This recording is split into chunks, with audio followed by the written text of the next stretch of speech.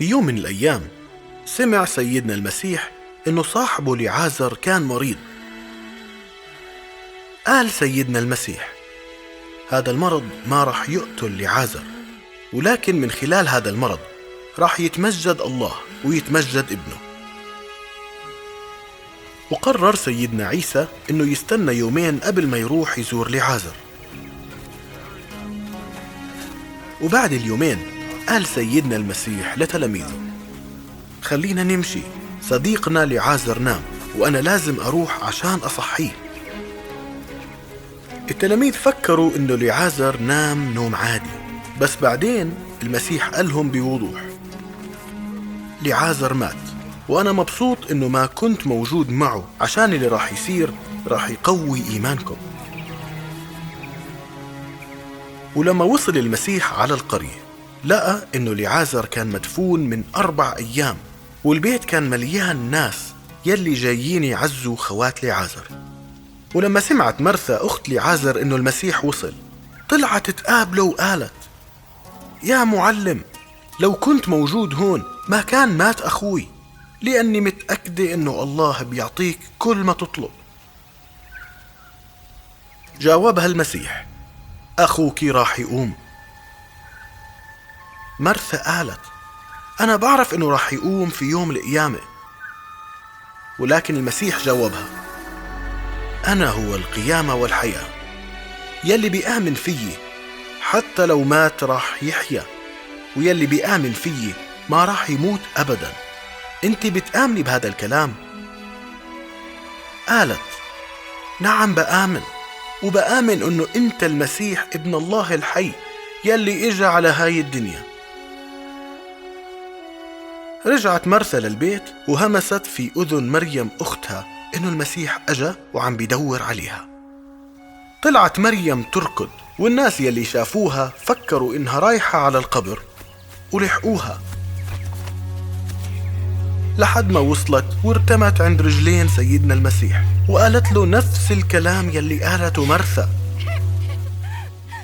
ولما شاف المسيح مريم تبكي والناس معها عم تبكي، حزن كتير وبكى، وسأل عن مكان القبر يلي مدفون فيه لعازر. المسيح راح لقبر لعازر يلي كان عبارة عن مغارة وعليها حجر كبير. ولما سيدنا المسيح طلب من الناس يشيلوا الحجر، قالت له مرثا: هو مدفون من 4 أيام، أكيد بكون طلعت ريحته. جاوبها المسيح: مش أنا حكيت لك إنه إذا بتآمني راح تشوفي مجد الله؟ ولما زاحوا الحجر رفع سيدنا المسيح راسه وقال: يا أبوي، أنا بشكرك لأنك سمعتني، وأنا بعرف إنك أنت دايما بتسمعني، لكن أنا عم بقول هذا الكلام عشان الناس يلي حوالي، عشان يآمنوا إنه أنت اللي أرسلتني. وبعدها نادى المسيح بأعلى صوته: لعازر اخرج. فخرج لعازر وهو ملفوف بالكفن من راسه لكعب رجليه. واتطلع سيدنا المسيح للناس وحكى لهم: فكوا عنه الكفن واتركوه يروح. وفي هذا اليوم كتير ناس آمنت فيه.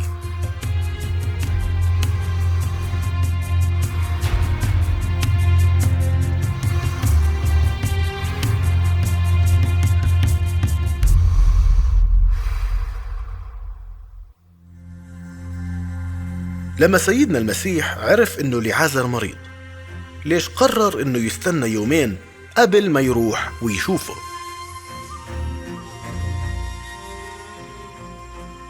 سيدنا المسيح قال: أنا هو القيامة والحياة، من آمن بي حتى لو مات رح يحيا، ومن آمن فيه ما رح يموت أبدا. بناء على هذا الكلام، مين هو الوحيد يلي عنده القدرة على إنه يحيا من الموت؟ سيدنا المسيح قال إنه هو القيامة، وبعدها أقام لعازر من الموت. كيف كان هذا الإعلان وهاي المعجزة إلهم دور عشان يعمق معرفة التلاميذ والحاضرين بشخص سيدنا المسيح.